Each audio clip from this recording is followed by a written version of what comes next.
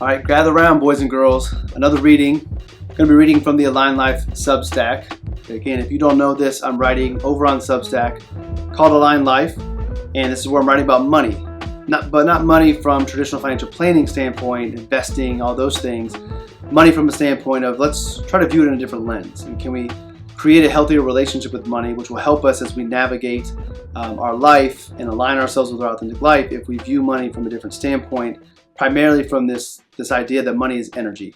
So this piece right here doesn't have anything to do with energy per se, but it's one I wanted to read, and it's one that was inspired by Silas. So if he happens to see this, Silas, shout out to you for giving me the inspiration to write this piece. It's something I've talked about before, and I've written about it way back in the past, but I'm addressing it from a different lens right now. So the title of this piece is The Difference Between Rich and Wealthy. What if everything you've been chasing has been keeping you from what you actually want? Most people spend their lives trying to get rich. They chase bigger numbers, higher net worths, and the illusion that enough money will finally quiet the noise inside. They believe that once they have more in the bank, more security, more proof, the tension will disappear. But here's what I've learned. Being rich doesn't guarantee peace. It doesn't guarantee purpose, and it definitely doesn't guarantee freedom. Because rich is about accumulation, and wealthy is about alignment. The difference between the two will change everything about how you relate to money. Rich is materialistic, it's external, measurable. It's the number in your bank account, your net worth on paper, the assets you can point to and count. Rich is the scorecard society uses to decide who's winning. And there's nothing inherently wrong with being rich. Money matters. It provides comfort, security, and opens doors. But rich by itself is empty. I'm sure you've seen it countless times. People with millions in the bank who feel hollow inside. They've mastered making money, but they haven't figured out how to make life matter. The accounts keep growing, but the emptiness doesn't shrink. They're rich in dollars, but poor in everything that actually sustains the soul. Poor in peace, poor in purpose, poor in meaning. Rich measures success by what you have. Wealthy measures success by who you are. Wealthy is holistic. It's internal. It refuses to be defined by a single number. Wealthy includes money, but it's found in so much more. In health, in family, in love, in purpose, in time, in joy. Wealth is the freedom to spend your days doing what brings you alive. It's having relationships that nourish you. It's waking up with a sense of meaning. It's the ability to say no to what doesn't align with fear, without fear of loss. Wealth is having enough, not because the number hits some target, but because your life does. Someone can be wealthy and have exactly what they need to live the life they want. No excess, no striving, no comparison. Another person can be rich and still live in scarcity, always chasing the next milestone, always feeling like it's not enough. The materialistic pursuit of rich keeps you hungry. The holistic nature of wealth keeps you whole. This is the moment most people lose their way. Most people get trapped when they make money the measure of happiness and success. Rich does this by default. It measures worth and net worth. It equates value with dollars. It says you're successful when the number is big enough. But that enough keeps moving. There's always someone with more. There's always another level to reach. The goalpost shifts and happiness stays just out of reach. This is why there are so many unhappy millionaires. They achieved what they thought would bring fulfillment only to discover that money by itself doesn't fill the gaps. It doesn't heal relationships. It doesn't create purpose. It doesn't quiet the inner restlessness. Money is important. I'm not suggesting otherwise. But when it becomes the primary measure of your life, you lose sight of what actually matters. Wealthy, on the other hand, measures differently.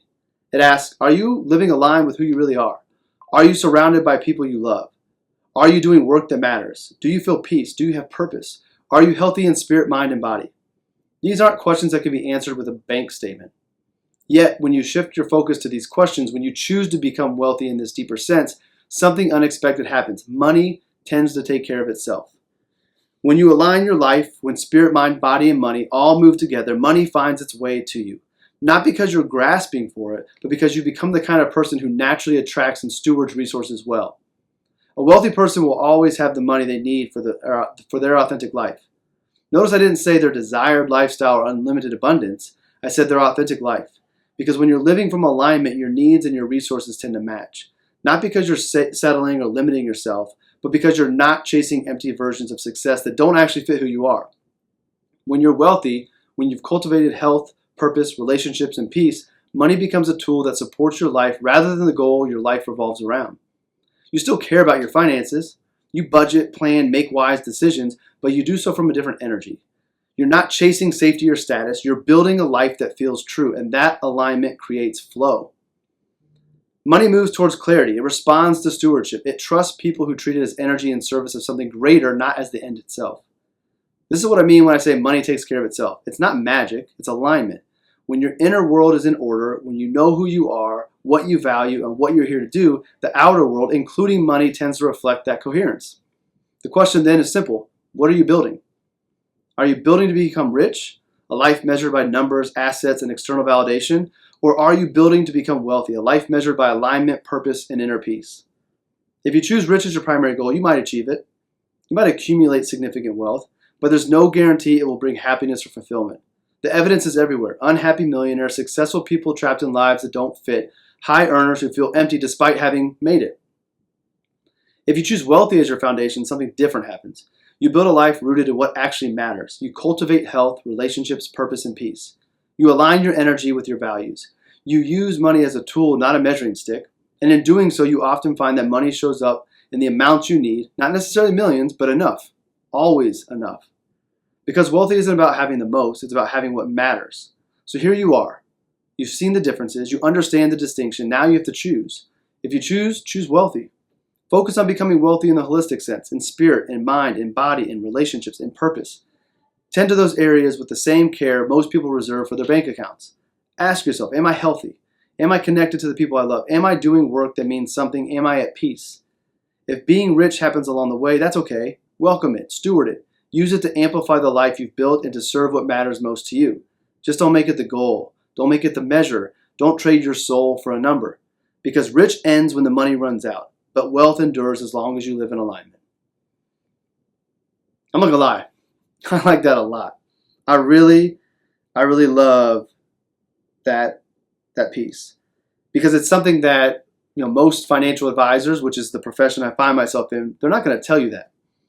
They're not going to tell you to focus on all the other things and let the money settle where it needs to be. And I know that hearing me say that money will take care of itself, especially if you find yourself in a situation where I know a lot of people are today where they don't feel like they're financially stable, they're struggling, they're not making enough.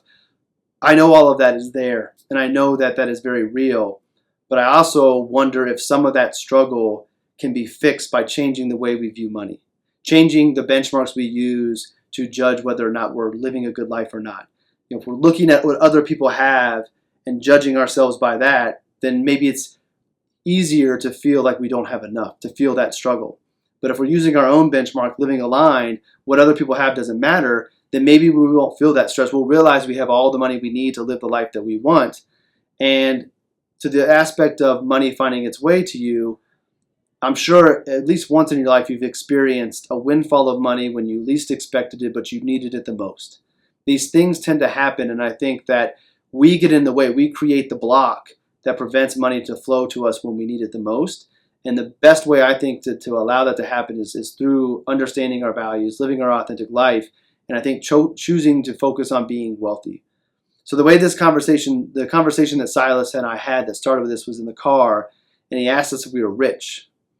And I said, by definition, probably, like, here's how much money we have. Here's how much we're worth. I share those numbers with the boys because I think it's important. I don't think that they're going to go run around telling everybody, but at the end of the day, money shouldn't be as taboo as it is. I don't need to share my numbers to, feel good about myself, but I want the boys to know what is possible, what their mother and I have been able to accumulate and do by living a life that we have constructed for ourselves and being business owners and doing it our way. So I want them to know what the possibilities are, but I also want to have these conversations because it leads to this conversation I had with Silas. He asked if we were rich. I told him the number. I said, by definition, yes. I said, but that doesn't matter. I said, we're wealthy. And I said, here's the difference. And the reality of it is, wealthy and rich, they're synonyms. Maybe it's semantics. You may want to look at it the other way. But to me, I've always identified rich and money. And to me, wealthy is the bigger thing. So I want to own that. If you want to flip the definitions but still come to the same conclusion, by all means do that. I'm not going to split hairs over which one you choose, but having the distinction between the two and choosing the one that's more encompassing of everything and not based on the numbers is what I want you to consider. So my goal with reading these is, one, to draw attention to my Substack because I think it's the best writing I've done to date. I'm really enjoying the process and excited with it. But also, And more importantly, I would just want to get people to start to look at money differently, in a way that's not scarce, in a way that's not fear, in a way that gives them more possibility and more potential to take control and more opportunity. I think that there's differences between us, but also there's not as many differences as some think. So it's easy to say that I can't do this because of where I come from. Very true, there might be some obstacles that stand in the way, but the way you view money, the mindset, the optimism you have, like that can live anywhere. And just because somebody has a lot of numbers and they're rich does not mean that they are happier and living a better quality of life than you, even though you may not have as much money. So I think focus on being wealthy. That's what I try to use as my benchmark. It's what I try to live. It's what I talk about, and hopefully I can lead by example. But if you've never thought about the difference between rich and wealthy, you've never thought about what you're using to benchmark your success, let this piece over on AlignedLife on Substack, the difference between rich and wealthy, let this begin to help you evaluate where you're coming from and hopefully change your perspective. That will be more of a positive view on money that will align with your authentic life and help you find this flow of money that so many people have. I know it sounds impossible, but I can find countless people who can attest that this is very true. And hopefully I'll have some of these people on the AlignedLife podcast to not only share my ideas, but their own experiences to help you find that truth yourself. Because at the end of the day, I can read this to you, I can tell you this, and I can live it. You have to realize it, you have to believe it, you have to experience it yourself, and hopefully this piece gives you that opportunity to begin to find it a little bit sooner. I'll be doing more of these, so looking forward to sharing Substack again. Substack, AlignedLife, you can search by me or that title. Not a regular cadence to the production of them, but I'm writing pretty frequently on it, so there's more coming and more of these videos coming as well.